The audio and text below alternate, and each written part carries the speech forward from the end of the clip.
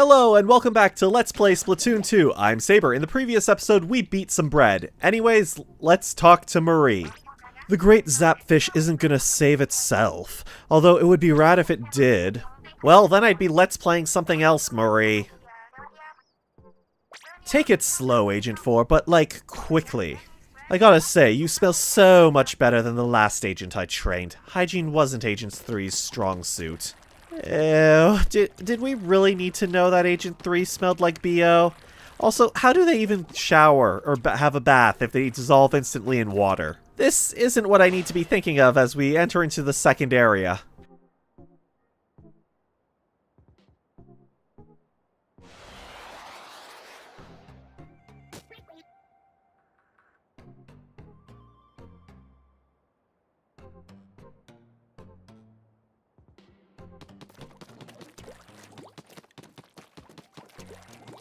Anyways, welcome to Suction Cup Lookout. Much like the first game, there's a lot more Zapfish to save in this area, and much like the first area, there's a few things we need to do around the hub. So let's start with the target practice balloons.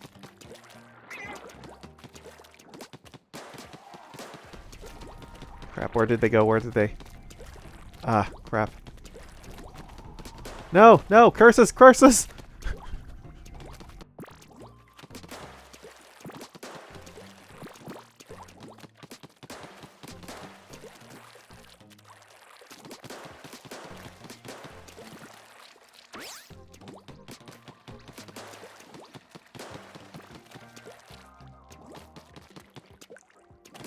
And there we go, first try, and that totally didn't require 3 retakes. Just like my audio, it's perfect and I'm happy with it the first time. Anyways, the piece of Sardinium is located right here behind these boxes. And inside another box, with an insane amount of hit points because apparently Saran Wrap protects you from ink bullets and really strengthens the structural integrity of a wooden crate.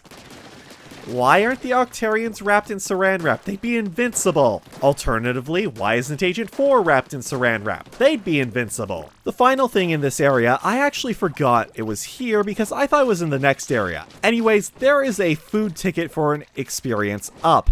And any of the food tickets in the hub world were glitched when the game came out, and you could get multiple from them by exiting and then re-entering into the area so you could collect it again and again. It was fixed so that it only works now on a physical copy on the Switch that hasn't downloaded this updates. Unfortunately, you can't delete the update data either to take advantage of this because the Switch has this little quirk, where if the update data is deleted, it won't let you replay the game until it's re-downloaded, even if you have deleted your save data, and even if you are disconnected from the internet. That being said, I think the EXP up is really only useful for the initial bit of the game.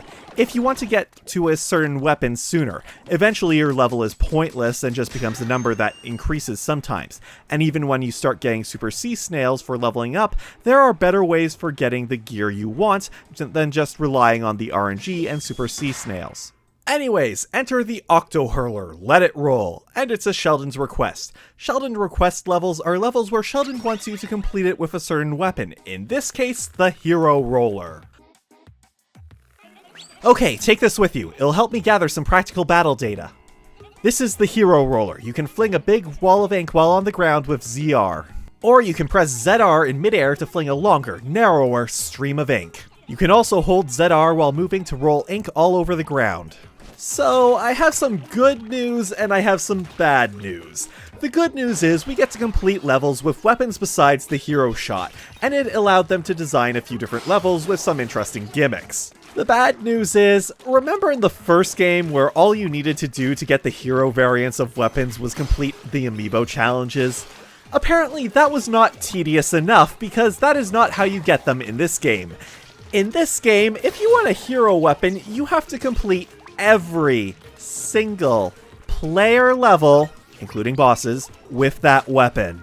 That is something I haven't accomplished on my main file, and I have no interest in doing that. Anyways, a piece of Sardinium is right here. So, this bundle of tedium is a full-blown monkey's paw wish, isn't it? Because I remember the complaints of the Hero Charger and Roller being locked behind the amiibo.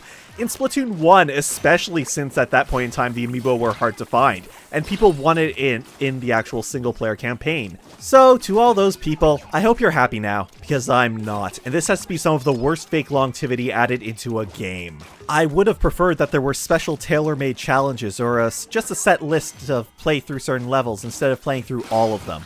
Also, to nitpick, while in-game it's a bragging rights award just to say you really like this weapon, but in-universe it makes no sense. Sheldon is supposed to be creating these, and you're helping test them, but they have the exact same loadout and stats as the regular weapons they're based on. The only one that is slightly different is the hero shot, and it only has a changed appearance.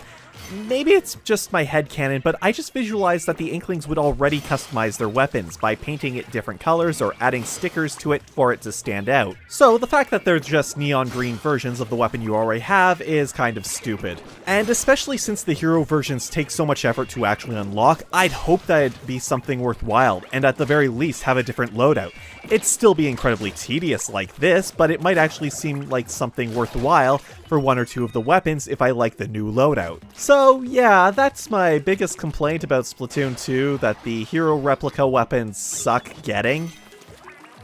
By the way, Octo-Hurlers throw Rolonium at you. I thought you might want to know. Well, I mean, they're technically throwing it at us. They're throwing it up. Why do you do this, Nintendo? Let's get off this subject. I was actually pronouncing it Rolinium, but kind of was second-guessing myself and wondering if it should be pronounced Rolonium when I took a second look at the word. So I kind of threw it into Microsoft Narrator to get the pronunciation of Rolonium, with the roll-on being the obvious pun that I missed. Also, I was thinking maybe I should actually have the Microsoft Narrator Anna voice be Marie instead of myself doing that awfully inconsistent voice. A professional voice actor, I am not. I've been told that I can actually do a good Professor Oak, though, but I'm pretty sure this is something everyone can do. And I don't know, it sounds pretty off to me as well. Also, I've been told repeatedly to never do that voice again, so unless I'm Let's Playing Pokemon, that's not gonna happen anytime soon again. Also, it kind of hurts the throat to do. Anyways, our Sunken Scroll is down here.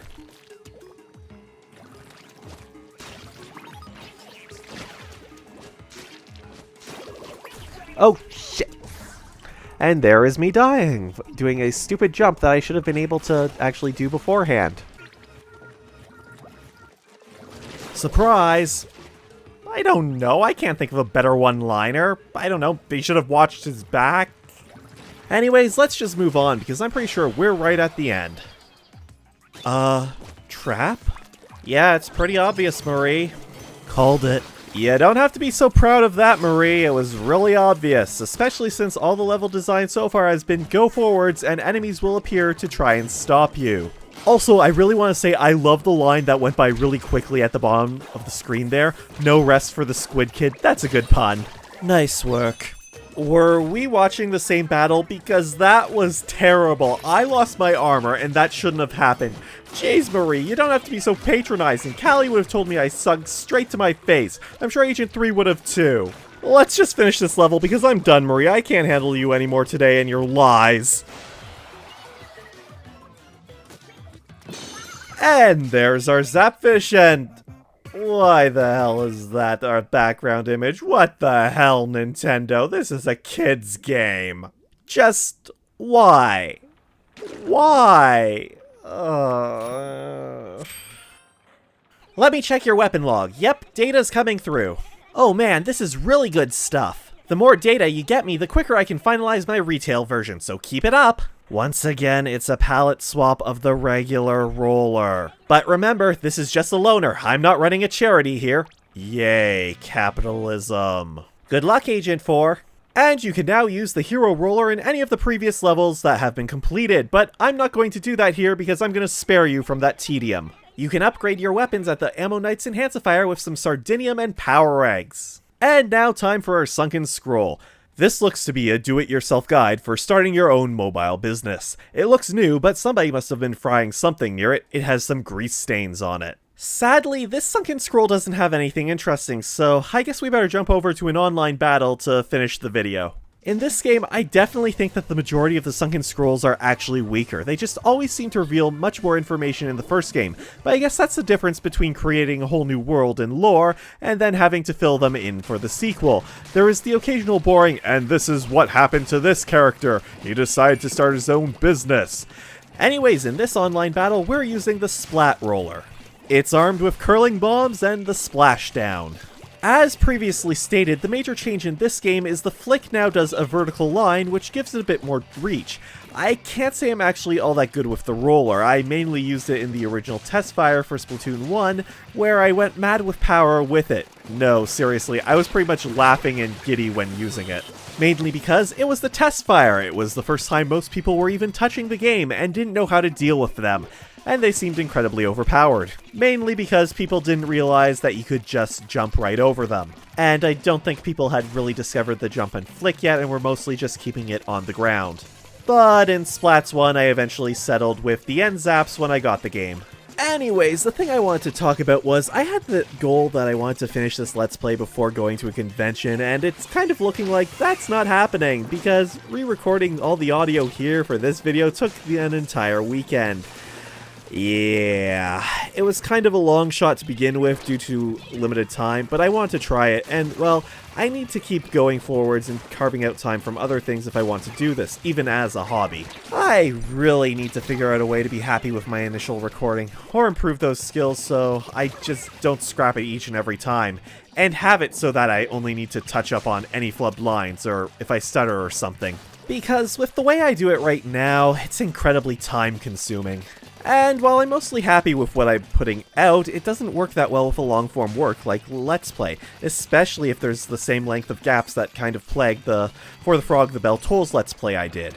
I don't know, I think I'll figure something out or start practicing it off-screen or something and just hope, like, eventually it'll come to me that I'm able to do things in one take and be happy with it. One idea I had was when I'm just playing a game normally, not recording anything, I just like talk to myself and try and narrate or commentate on it, and hope that helps improve it. Unfortunately, I'm incredibly self-conscious, so that might be a little bit difficult, and I will constantly be thinking I look like a fool, but then again, I'm releasing stuff on the internet, so that's kind of mandatory. Otherwise, I'm not exactly liking doing these online battles, mainly because I'm struggling to find things to talk about, even if it's just for 3 minutes. It's like the hardest part ultimately comes down to like the last minute or last 30 seconds, because by that point, I've exhausted all of the subject that I wanted to talk about. Case in point. So yeah, it just comes down to some really awkward stalling tactics, which thankfully we're pretty much at the end here. I guess we had quite the turnaround in this match, since at the beginning we were in danger, but well, we turned that around. So anyways, I guess it's over. So thank you for watching, and I hope to see you again.